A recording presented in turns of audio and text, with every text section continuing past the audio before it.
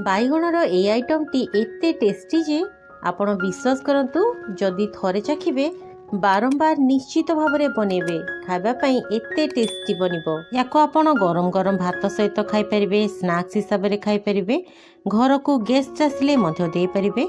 नमस्कार, आपण को काकुलिस कोसिना को बहुत बहुत स्वागत। तेबे चलंतु स्टार्ट करिबा रेसिपी।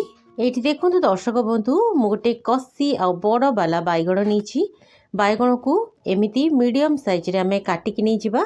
बाइगण को मन रखिबे बेसी मोटा करिकी काटिबेनी, एमिति मीडियम किंबा पतला करिकी काटिबे। तो देखंतु मु एथिरे गोटे सिछा आलू नैछि। आलू रे आमे स्वाद अनुसार लंका गुंड दे दबा, ता सहित स्वाद अनुसार लूण दे दबा, ता सहित गोटे छोट चम्मच धनिया पाउडर आ किछि कटा पियाज पकेबा। बढ़िया बास्ना आनिया पई एथिरे किछि ग्रेट करके रखिथिबा अदा पकेबा। ता सहित एथिरे आमे किछि भजा जीरा लंका गुंड पकेबा। भजा जीरा लंका गुंड दबा फल फ्लेवरटा बहुत बढ़िया आसीबो। तो देखंतु आलू को आमे चकटिकी साइड रे रखिदबा। ता भितर एठी देखंतु आ गोटे बाउल आमे नै जिबा। बाउल दे दबा 3 रु 4 बड़ चम्मच बेसन। ता सहित एथिरे बढ़िया बास्ना आनिया पई गोटे पिंच हेंगु ऐड करबा। हेंगु पकांतु फ्लेवर बहुत बढ़िया आसीबो। आउ हेंगु डाइजेशन रे मध्य हेल्प करथाय। ता सहित बढ़िया फ्लेवर पई किछि जुआणी आउ स्वाद अनुसार लूण दे दबा। जुआणी मध्य डाइजेशन रे बहुत बढ़िया हेल्प करथाय। तो देखंतु एबे आमे इथिरे बढ़िया फ्लेवर पई किछि भजा जीरा लंका गुंड आ अल्प किछि खाइबा सोडा ऐड करबा। खाइबा सोडा मात्र गोटे पिंच पकेबे, ताठू बेसी ऐड करिवेनी। तो देखंतु एबे आमे चम्मच साहाय्य रे याकू बढ़िया भाव में प्रथमे गोले दबा। तेबे दर्शक बंधु आपण माने ए भिडियोटी को केउं जगह देखुछंती निश्चय मते कमेंट जणेबे, जा फल रे मु आपनकु धन्यवाद दे परिबी। तो देखंतु आमे बेसन रे अल्प अल्प पानी देकी याकू बढ़िया भाव में गोले दबा। बेसन गोलेबा समय मन रखिबे एका थरे पानी देकी गोलेबेनी, नहले एथिरे लम्प्स पड़ी जिवो आ आपनकु गोलिया पे असुविधा हबो। एठी आपण देखि पारुथबे मो अल्प अल्प पानी देकी याकू बढ़िया भाव में गोले नउछि।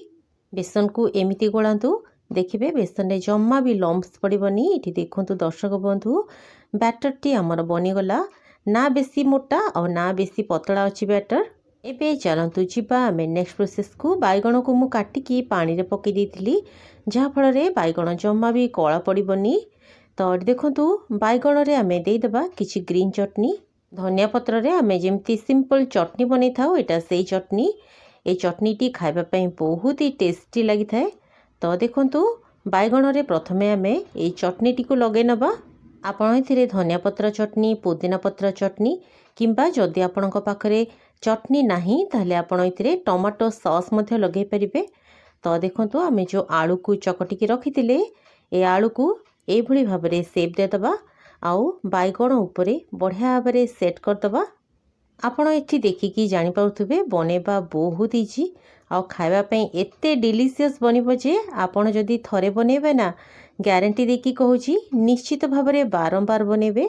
तो देखंतु एबे आमे ए बाइगण को बेसन उपरे पके दबा आ चामच किंबा हाथ साहाय्य रे केयरफुली या उपरे बेसन रो बैटरटी को लगे नबा। एठी आपण देखिकी जानि पाउथबे गोटे चामच किंबा कंटा चामच साहाय्य रे ए प्रोसेस टी को करंतु, बहुत इजीली बनि जिवो। तो देखंतु गैस उपरे मो गोटे पैन रे किछि तेल गरम करके रखिथिली। बाइगणर ए रेसिपीटी को बनेबा पई एमिति फ्लैट वाला पैन नियंतु, बहुत ही बढ़िया बनिबो। तो देखंतु गोटे परे गोटे बाइगण आमे तेल रे पके दबा। गैस रो फ्लेम हाई टू मीडियम रखिबे। तो देखंतु बाइगणर गोटे पट टिके हेगला परे याकू आमे केयरफुली ओलटे नबा। आलू पुर दिया ए बाइगणर छणाटी को आपण हाई टू मीडियम फ्लेम रे ही करिवे। लो फ्लेम रे जम्मा भी छाड़बेनी, नहले तेल सोक करिवो। तो देखंतु बाइगणर गोटे पट हेगला परे याकू मो ओलटे नउछि। आ मने रखंतु बाइगणर ए रेसिपीटी को बनेया पई सब बेले टिके बड़ साइज रो आ कसी देखिकी बाइगण नियंतु, बहुत ही बढ़िया बनिबो। तो देखंतु दर्शक बंधु गैस फ्लेम को मु हाई रे रखिछि। हाई फ्लेम रे बाइगणटी को आमे मझिरे मझिरे एपट सेपट कर नउथबा, जेमिति कि एटा दुई पटु बढ़िया भाव में छाणी ही जिवो। तेबे दर्शक बंधु जदि आपण ए भिडियोटी को यूट्यूब रे देखुछंती, चैनल टी को सब्सक्राइब करिकी पाखरे थिबा बेल बटन टी को प्रेस करिवे ଆଉ ଯଦି ଭିଡ଼ିଓଟିକୁ ଆପଣ ଫେସବୁକ୍ରେ ଦେଖୁଛନ୍ତି ତାହେଲେ ନିଶ୍ଚିତ ଭାବରେ ଫଲୋ କରିନେବେ। ଫଲୋ କରିବା ଦ୍ୱାରା ମୋର ସବୁ ଭିଡ଼ିଓର ନୋଟିଫିକେସନ୍ ଆପଣ ସର୍ବପ୍ରଥମେ ପାଇବେ। ତ ଦେଖନ୍ତୁ ବାଇଗଣ ଗୁଡ଼ିକ ବଢ଼ିଆ ଗୋଲ୍ଡେନ୍ ଆଉ କ୍ରିସ୍ପି ହୋଇଗଲା ପରେ ୟାକୁ ଆମେ ତେଲରୁ ଛାଣିକି ବାହାର କରିନେବା। ବାଇଗଣର ଏଇ ଚପ୍ଟିକୁ ଆପଣ ଗରମା ଗରମ ସର୍ଭ କରନ୍ତୁ। ଖାଇବା ପାଇଁ ବହୁତ ହି ବଢ଼ିଆ ଲାଗିବ। ତ ଦେଖନ୍ତୁ ମୁଁ ଏଠି ପାଖରୁ ଦେଖାଉଛି। ଏବେ ପୁଣି ଦେଖାହେବା। ଧନ୍ୟବାଦ।